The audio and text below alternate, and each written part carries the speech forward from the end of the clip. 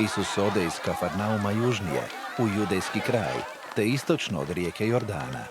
I opet nagrne k njemu mnoštvo naroda, te ih je po svojemu običaju poučavao.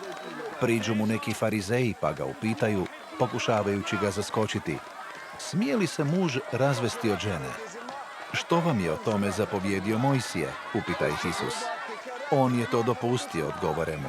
Rekao je da muž mora ženi samo napisati otpusnicu i može ju otpustiti. Mojsije vam je napisao ovu zapovjed zbog vaših tvrdih srca, jer Bog ih je još na početku stvorenja stvorio muškim i ženskim. Čovjek će ostaviti oca i majku da bi se sjedinio sa svojom ženom i njih će dvoje biti jedno tijelo. Njih dvoje, prema tome, nisu više dva, nego jedno tijelo. Neka dakle ni jedan čovjek ne rastavlja one koje je Bog sjedinio.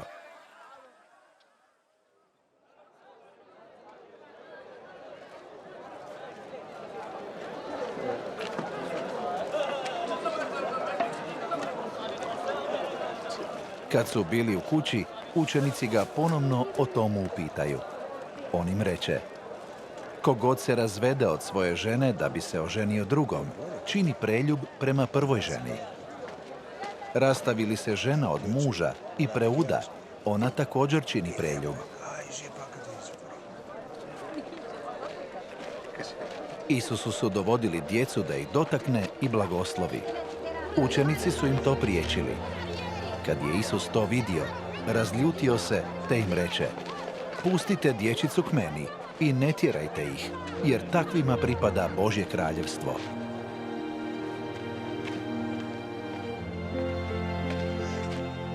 Zaista vam kažem, ko kraljevstvo Božje ne prihvati poput te dječice, nikada neće u njega ući. Tada zagrli djecu i blagoslovi ih, polažući na njih ruke.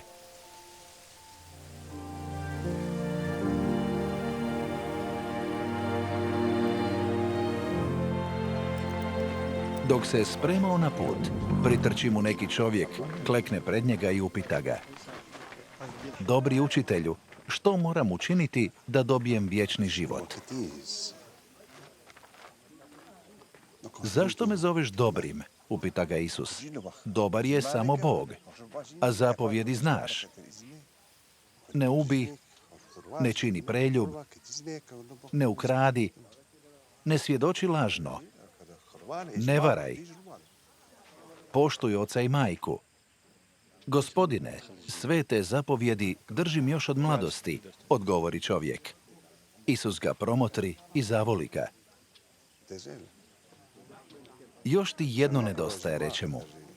Idi i prodaj sve što imaš, a novac razdijeli siromasima, pa ćeš imati blago na nebu. A onda dođi i slijedi me. Čovjek se na te riječi snuždi i žalosno ode, jer je imao veliki imetak. Isus pogleda uokolo i reče učenicima: kako je teško bogatašima ući u kraljevstvo Božje. Oni se na to silno iznenade. Isus nastavi: djeco draga, kako je teško ući u kraljevstvo Božje.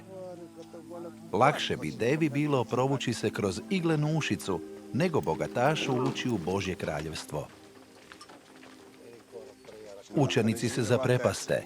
Pa tko se onda uopće može spasiti? Pitali su. Isus ih pozorno pogleda pa reče: ljudima je to potpuno nemoguće, ali ne i Bogu, jer Bogu je sve moguće. Petar mu reče: evo, mi smo sve ostavili da te slijedimo. Isus odgovori: zaista vam kažem, nema takvoga ko se radi mene i radi radosne vijesti odrekao kuće, braće, sestara, majke, oca, djece ili imanja, a da uz progonstvo neće već u ovome svijetu dobiti natrag stostruko: kuće, braću, sestre, majku, oca, djecu i imanja, a u budućemu svijetu i vječni život. Ali mnogi koji su sada prvi, tada će biti na zadnjemu mjestu, a mnogi koje ovdje smatraju zadnjima, ondje će biti najveći.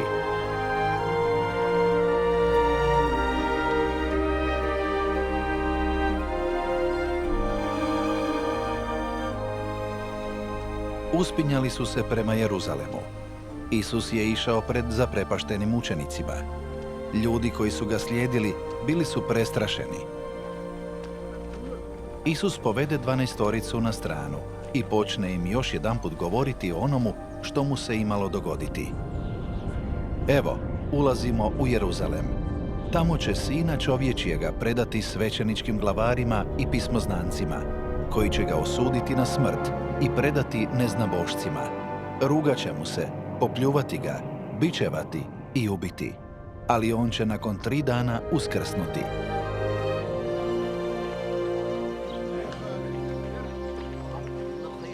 Zatim mu priđu Jakov i Ivan, Zebedejevi sinovi, pa mu rekoše: Učitelju, htjeli bismo da nam nešto učiniš.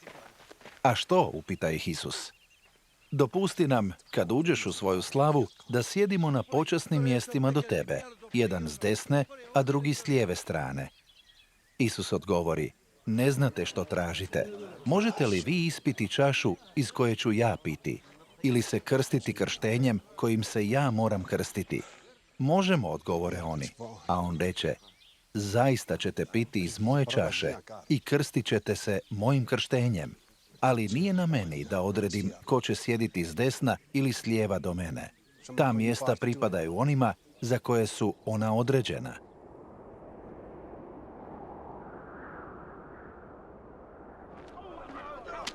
Kad su to čula ostala 10 učenika, naljute se na Jakova i Ivana. Zato ih Isus dozove k sebi i reče: Vi znate da oni koji se smatraju vladarima svijeta okrutno postupaju s narodom i da moćnici nad njim vladaju stegom. Ali nije tako među vama.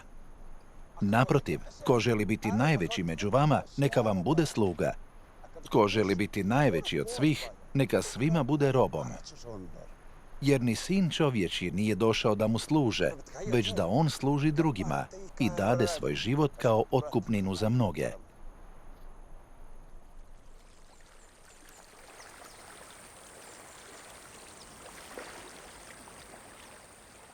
Stigli su tako u Jerihon. Kad je Isus izlazio iz Jerihona u pratnji učenika i velikog mnoštva, pokraj puta sjedio je slijepi prosjak, Bartimej, Timejev sin.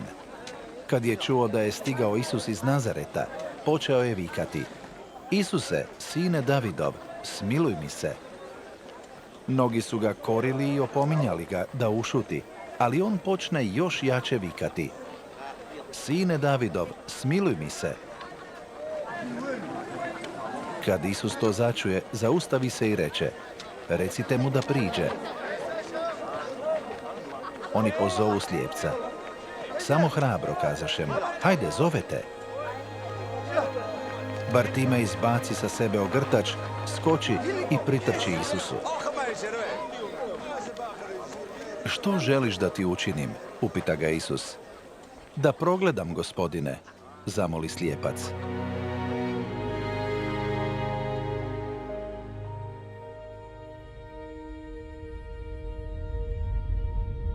Hajde, odgovori mu Isus, tvoja te je vjera iscijelila.